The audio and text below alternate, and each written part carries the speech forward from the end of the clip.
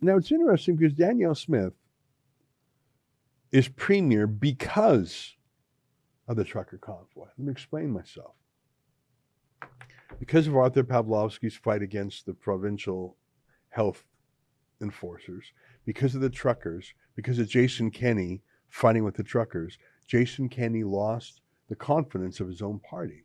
You might recall there was a leadership confirmation vote, and Kenney got, I think, 51%, which is obviously you cannot continue with 51. If half of your own party is against you, you can't continue.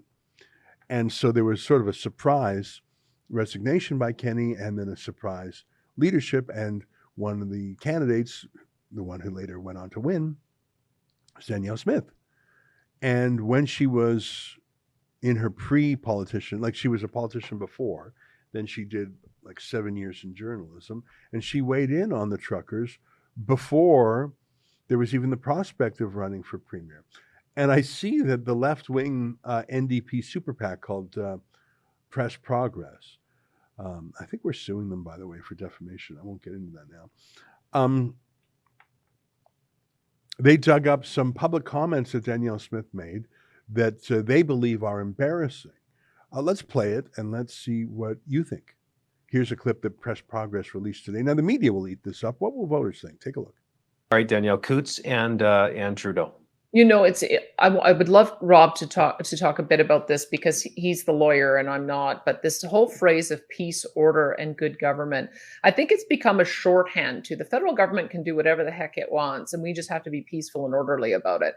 And that's not, in my view, what it should mean. The federal government has said they want every federally regulated industry to have vaccine mandates. So that's broadcast media, radio and television broadcast media. It's all of the telecom companies. It's all of the grain elevators. It's the ports. It's the banks. And so are we going to get to a point where to be able to get a bank account, you're going to have to be vaccinated because you won't be able to walk in the door? I have no idea.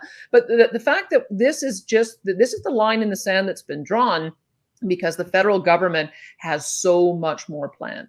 They have so much more coming. And I think this is the reason why we want to see this win. We want to see it win so that they don't end up rolling out the full plan. And we want to see it win at Coutts so that Jason Kenney, Scott Moe together become the first premiers to turn it around at the provincial level so that other premiers will follow.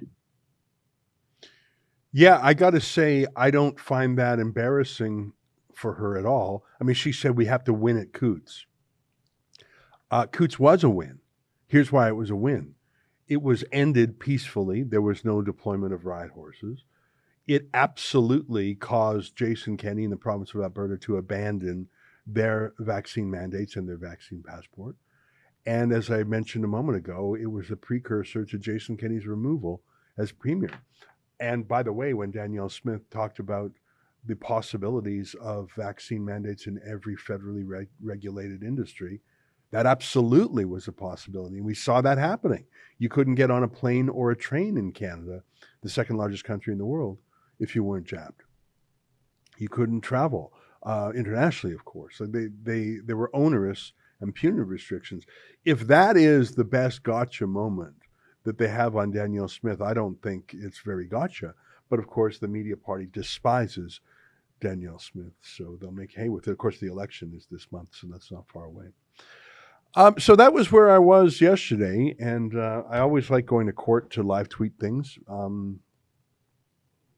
I should tell you, and it's a tiny thing, because Parliament, access to Parliament is open to all Canadians, but access as a journalist to the scrum area and the foyer is controlled by the Parliamentary Press Gallery. Well, what is that? Well, that is a club of journalists. So how do they have any authority? Well, the Speaker of the House, who of course right now is a Liberal, delegates that parliamentary privilege to them, and they vote on which journalists can or can't report.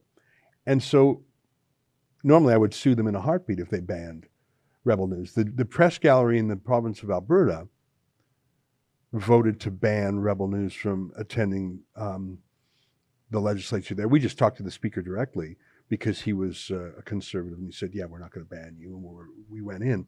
And the press gallery panicked in Alberta, and they asked me, please don't. They actually called me up to see if I was going to sue them. And I said, no. Federally, though, we can't sue them, I don't think. I'm not sure the latest state of the law there, because it's under the protection of the Liberal Speaker of the House of Commons. So it just shows you how the collusion, you've got the media party banning Trudeau's enemies from attending, and they're legally immune, they say, because the speaker will protect them from litigation. You can't, most things in Parliament cannot be sued over because it's protected by parliamentary privilege. That's why one of the reasons you can't sue someone for defamation for what they say in the floor of the House of Commons. My reason for saying all this is that it is such a clubby little club.